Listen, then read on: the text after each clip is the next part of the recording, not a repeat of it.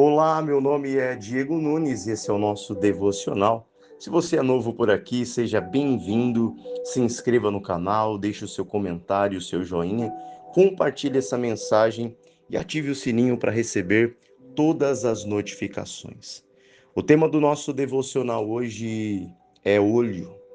Em 2010, o IBGE, que é o Instituto Brasileiro de Geografia e Estatística, disse que 35 milhões de pessoas tinham algum problema de vista, mas estamos falando de 15 anos atrás.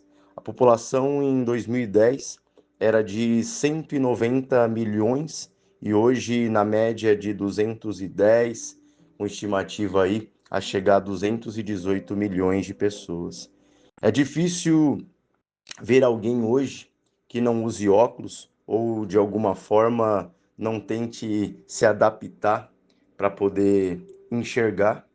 E por pior que seja ter um problema de vista, por pior que seja o incômodo que esse problema traga, muitos acabam se acostumando a uma vida embaçada ou escurecida.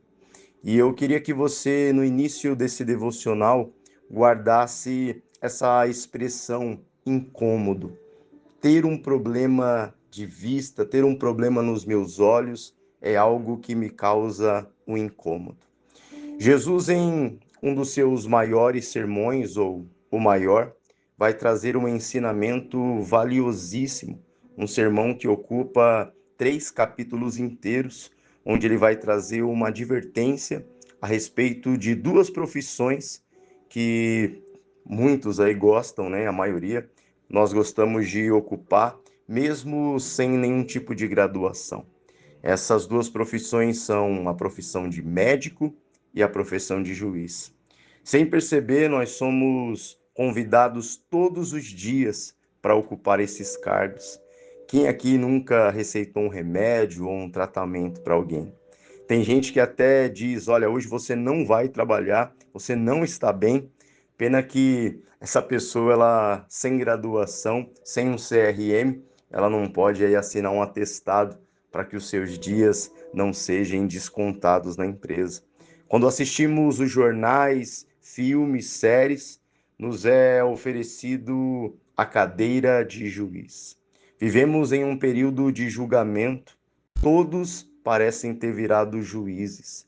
A igreja está sendo julgada, a sociedade está sendo julgada. Portanto, entendamos que não é um momento fácil. Mas vamos ver nessa pregação de Cristo por que ele traz essa advertência. O livro é o livro de Mateus, capítulo 7, versículo 1. Não julgueis para que não sejais julgados, porque com o juízo com que julgardes, sereis julgados, e com a medida com que tiverdes medido, vos hão de medir a vós. E por que reparas tu no argueiro que está no olho do teu irmão, e não vês a trave que está no teu olho? Ou como dirás a teu irmão, deixa-me tirar o argueiro do teu olho, estando uma trave no teu? Hipócrita, tira primeiro a trave do teu olho, e então cuidarás em tirar o argueiro do olho do teu irmão. Somos juízes quando absolvemos ou condenamos segundo o nosso conhecimento. Você sabe que o conhecimento ele gera cultura e quando algo é diferente do que nos é habitual, isso muitas vezes é condenado por nós. Médicos, quando nós achamos que temos o poder de curar as pessoas. Quando nós achamos que esse poder é algo natural nosso, deixa que eu falo com aquela pessoa. Tenho certeza que eu vou falar com ela e eu vou conseguir mudar ela. Mas temos que lembrar que juiz existe um. Existe um juiz que ele é o juiz de toda a terra. E existe os médicos credenciados, mas também existe o médico dos médicos. Temos que tomar muito cuidado quando queremos tomar posse ou até mesmo usurpar essas duas cadeiras, a cadeira de médico e a cadeira de juiz. Então aqui o Senhor Jesus está nos dizendo: não julgueis. Mas eu aprendi que eu devo julgar, porque eu julgo conforme a palavra de Deus. Eu sei o que é certo, eu sei o que é errado. Eu preciso denunciar o pecado. Sim, é necessário denunciar, mas será que denunciar e julgar são as mesmas coisas? Será que essas duas palavras, elas têm o mesmo significado? Vamos voltar ao texto. Não julgueis para que não sejais julgados, porque com o juízo com que julgardes sereis julgados, e com a medida com que tiverdes medido, vos hão de medir a vós. Entenda que ele está dizendo: vocês não são juízes. Nosso papel é falar do juízo de Deus. Um dia o Senhor julgará toda a terra, mas falar do juízo não nos faz juízes.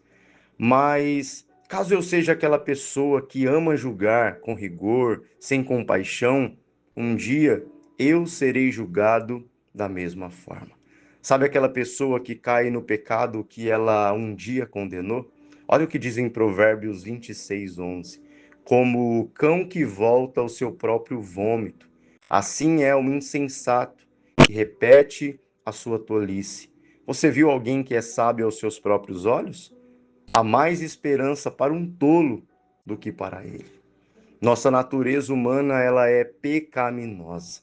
Não foi o nosso esforço que nos livrou das amarras do pecado.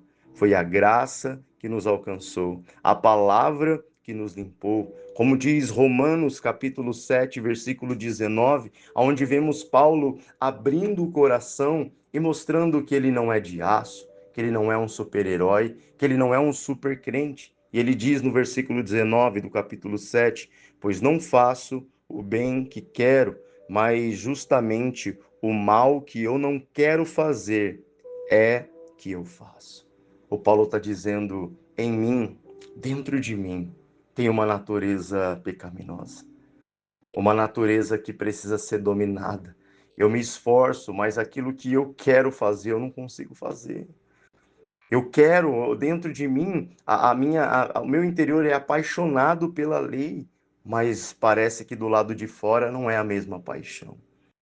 Quem conhece a sua natureza nunca vai querer se exaltar. Você sabe que o significado da palavra humildade é aquele que está perto do chão, aquele que lembra, aquele que tem certeza da sua natureza, que sabe que a sua natureza é uma natureza pecaminosa. Portanto, muitas vezes eu vou julgar com rigor, eu vou aplicar o meu julgamento, porque eu amo sentar nessa cadeira e eu digo que tem que ser preso, eu digo que tem que morrer, eu digo que tem que ser condenado a uma prisão perpétua. Mas e se um dia eu for o insensato? Se um dia eu for aquele que tropeçou? Se um dia eu for aquele que caiu? Como será que eu vou querer ser tratado? Como eu vou querer? A palavra do Senhor diz que quando eu vejo alguém que caiu, eu devo agir com um espírito de mansidão. Eu devo cuidar, eu devo tratar. Olha a história do filho pródigo. Ele despencou desfiladeiro abaixo, voltou com toda humildade, voltou quebrado, voltou sujo, e o pai cuidou dele. E ele teve de novo seu lugar à mesa. Não sejamos os juízes que vamos tirar as pessoas da mesa. Jesus sabia que Pedro o negaria, sabia que Judas o trairia, mas não tirou nenhum deles da mesa. Então, quem somos nós para tirar alguém da mesa? Quem somos nós para tirar alguém das cadeiras enfileiradas da igreja? Lembra daquela palavra que eu pedi para você grifar? O incômodo? Olha ele aqui em ação. A Bíblia diz: e por que reparas tu no argueiro que está no olho do teu irmão, e não vês a trave que está no teu olho? Ou como dirás a teu irmão: deixa-me tirar o argueiro do teu olho, estando uma trave no teu? Aquilo que está errado, de errado no outro, nos incomoda. E por incomodar, nós queremos tirar. Eu quero tirar a impaciência que está no outro, porque ela me incomoda. Eu quero tirar a braveza que está no outro porque ela me incomoda. Eu quero tirar a preguiça que está no outro porque ela me incomoda. Eu quero tirar a falta de temor do outro porque ele me incomoda. Quero ser praticamente um médico cirurgião, arrancando, subtraindo, amputando do outro aquilo que me incomoda. Mas a Bíblia diz: não sejam juízes, nem sejam médicos. Falar de cura não te faz um médico, falar de juízo não te faz um juiz. Quem é o juiz dessa terra? Quem é o médico dos médicos? Voltamos ao texto. Ou como dirás a teu irmão: deixa-me tirar o argueiro do teu olho, estando uma trave no teu? Hipócrita, tira primeiro a trave do teu olho, e então cuidarás em tirar o argueiro do olho do teu irmão. Do que esse versículo está falando? Sabe do que ele está falando? Ele está falando sobre prioridade, pois temos dois problemas para resolver. E eles são, primeiro, um argueiro, que é um cisco, uma farpa, algo bem pequeno. E o segundo, uma trave, um pedaço grande de madeira. E a Bíblia está me ensinando aqui qual resolvo primeiro. E este que eu resolvo primeiro, aonde ele está? Primeiro eu tiro a trave, que está no meu olho. Enquanto eu não me resolver, eu não posso resolver o outro. E como o outro acreditaria, eu chegando com uma trave nos meus olhos e dizendo: tira o cisco do seu, deixa eu tirar. E aquele com o cisco falaria: como que você vai tirar um cisco do meu olho se nenhuma trave você tirou do teu? Enquanto nós deixamos de cuidar de nós, achando que a prioridade é cuidar do outro primeiro, nós estamos impedindo que a obra de Deus ela seja feita de maneira completa no meio da igreja. E para finalizar, no capítulo 12, versículo 20 do livro de Lucas, diz: mas Deus lhe disse, seu tolo, esta noite você vai morrer. Aí, quem ficará com tudo que você guardou? Talvez você conheça alguém que gosta de ajudar todo mundo, mas vive uma vida de ruína. Mas um dia essa pessoa ela vai receber essa indagação. Seu tolo, esta noite você vai morrer. Aí, quem ficará com tudo que você guardou? E Marcos, no capítulo 8, 36, nos ajuda ainda mais a entender, pois que aproveitaria o homem ganhar todo o mundo e perder a sua alma? Ou o que daria o homem pelo resgate da sua alma? Está ganhando o mundo inteiro, está louvando diante do mundo inteiro, está pregando diante do mundo inteiro. Estamos fazendo isso. Estamos estendendo as mãos para o mundo inteiro.